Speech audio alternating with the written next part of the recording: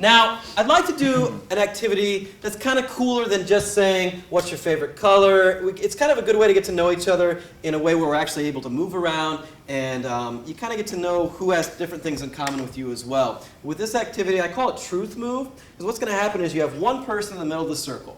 It's their job to say one thing that is actually true about themselves. It has to be true, okay? So you can stand in the middle, you can keep it as simple as you want. You could say, I'm wearing jeans. So if I'm standing in the middle of the circle, if I say, I'm wearing blue jeans, anybody else in the circle that's wearing blue jeans has to move from their spot to a different spot in the circle, okay? And I try to get into the open spot, and then hopefully we have a new person in the middle of the circle, okay? Now, if you get stuck out in the circle, you're saying things, nobody's moving because whatever you're saying is so original and unique to yourself. You could also say train wreck. Now with train wreck, it's just like it sounds. Everybody has to move from their seat, and then hopefully we have, again, a new person in the middle of the circle. So who would like to be the first person to start off Truth Move?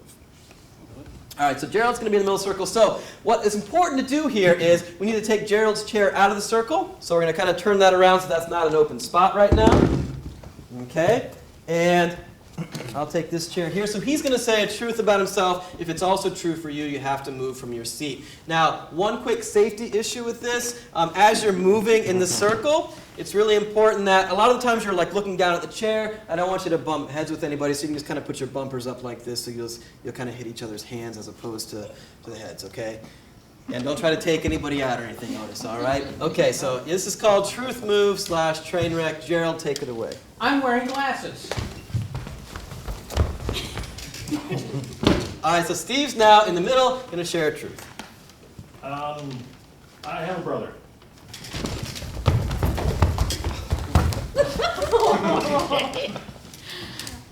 I love natural disaster movies. Oh yeah, hey, this is good. So she can't go back to her seat there. So if she goes to leave her chair, right? So you have to come in the middle circle. And she also has a little security blanket of her frog on the floor. I like to eat dessert.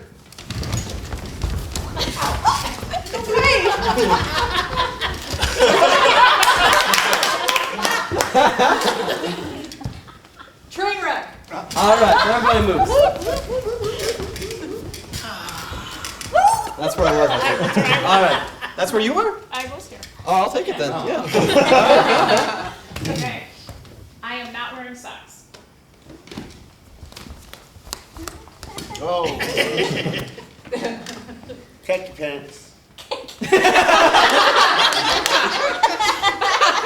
Black shirt, black shirt, black shirt.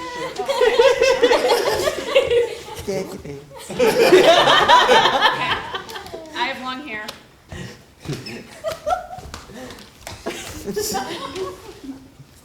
I play an instrument.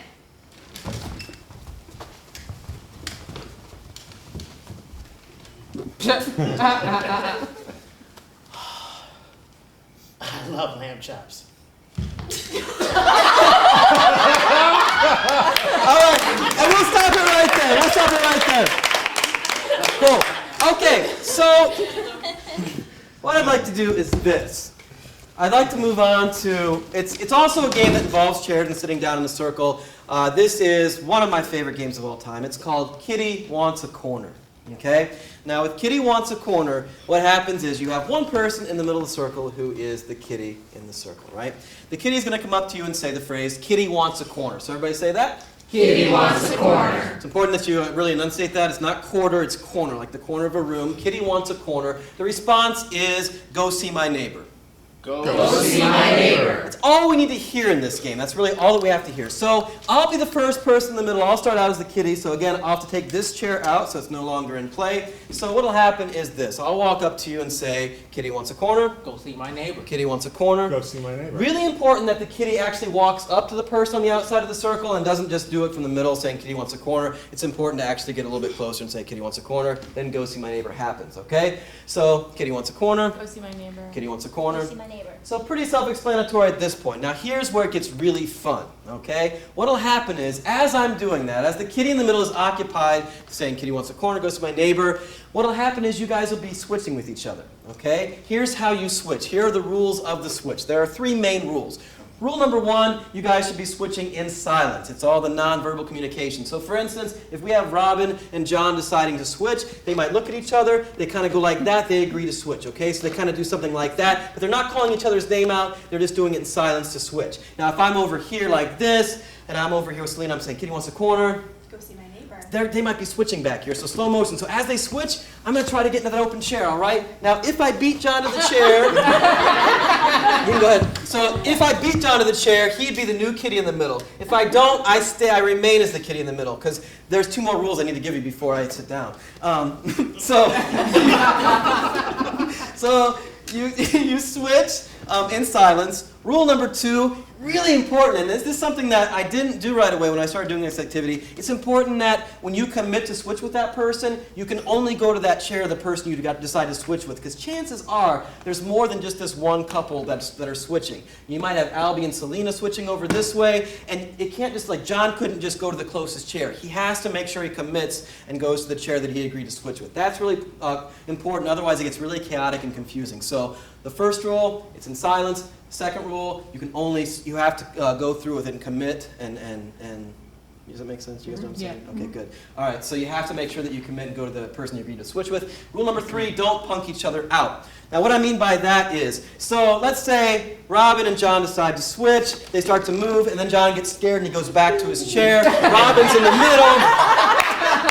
He punked her out. Now she's the new kitty in the middle. It's totally unfair, and this is where some conflict can erupt in the classroom. Nothing you can't fix with improv theater. And we can talk about that a little bit later too. So Robin is, actually I'll do the first round. Are you okay? I'm okay. I think I'll be okay. Okay, I'm so still Robin, mad at him, but that's okay. this is actually a good example. Now be aware, anytime you do activities where there's a student in the middle of the circle, anytime you put somebody in the spot, for me, this is really easy, but some students, it's really hard to be in the middle of the circle, so make sure you're really mindful of that. That's very important as a facilitator to make sure if you feel like somebody's uncomfortable, simply high five, take over, or have another student get in the middle of the circle, and that's something that you definitely have to feel out when you're teaching as well. So Robin's going to take over. She's the kitty in the middle. Thank you. This is called Kitty Wants a Corner. Kitty wants a Go corner. see my neighbor. Kitty wants a corner. Go see my neighbor. Kitty wants a Go see my neighbor. Kitty wants a corner. Go see my neighbor. Kitty wants a corner. All right. And then we just keep going, okay? So Kitty wants a corner. Go see my neighbor. Kitty wants a Go corner. see my neighbor. Kitty wants a corner. Kitty wants a corner. Go see my neighbor. Kitty wants a Go corner. see my neighbor. Kitty wants a corner. Kitty wants a corner. Go see my neighbor. Kitty wants a corner. Go see. Sorry. Kitty wants a corner. Go see my neighbor. I'm good. Hey, this is another safety concern. As a facilitator, important to note, you might have to pause this game because people get really excited and sometimes somebody will sit on another person, Steve. The chairs can fall backwards too, so if you're on a stage, you have to be really careful about that too. Something that you should definitely say before you start the activity. Gerald, take it away. Kitty wants a corner. Go see my neighbor. Kitty wants a corner. Go see my neighbor. Kitty wants a corner. Go see my neighbor. Kitty wants a corner. Go see my neighbor. Kitty wants a corner. Go see my neighbor. Kitty wants a corner. Kitty wants a corner. Go see my neighbor. Kitty wants a corner. Go see my neighbor. Kitty wants a corner. Go see my neighbor. Kitty wants a corner. Go see my Kitty neighbor. wants a corner. Go see my neighbor. Kitty wants a Go corner. see my neighbor. Kitty wants a corner. Go see my neighbor. Alrighty, quick freeze before John takes over as kitty. Now, if a kitty is stuck in the middle, and like we just talked about, if somebody's stuck in the middle for too long and it's just kind of they're getting shy, maybe they want to sit down, you can call out litter box. Now, litter box is very similar to train wreck, in which case you call litter box, everybody has to get dumped out of the litter box. So let's call out litter box and see what happens. Litter box! We all have to move to a different seat. And then you have a new kitty in the middle of the circle. That's Kitty Wants a Corner. A lot of good nonverbal communication happening in that activity. So